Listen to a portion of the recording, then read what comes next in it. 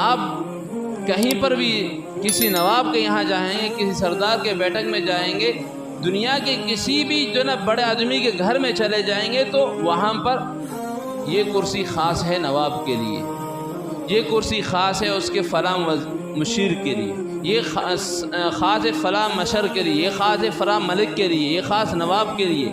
خاص کر جب اجتماع ہو یہی ہوتا ہے۔ لیکن یہ ایک مسجد ہے جہاں پر کہ یہاں پر بھی پہلی صف میں ہر آدمی جہاں پر چاہے بیٹھ سکتا ہے، جو پہلے آئے پہلے بیٹھے، آگے بیٹھے۔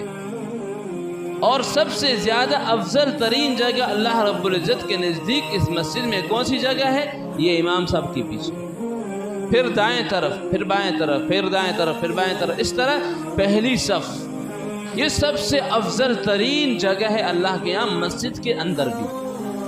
یہ تو پوری مسجد ہے لیکن اس میں بھی افضل، سب سے زیادہ ثواب اس کو ملے گا۔ پھر دائیں، پھر بائیں، پھر دائیں، پھر بائیں، اس طرح آخر تک۔ پھر دوسری صف بھی کہاں سے شروع کرنا ہے؟ امام صاحب کے بالکل پیچھے، سب سے زیادہ ثواب اس کو ملے جو درمیان میں کھڑا ہوگا۔ پھر دائیں، پھر بائیں، اس طرح دوسری صف، پھر تیسری صف، پھر چوتھی، اس طرح آخر تک جاتا ہے۔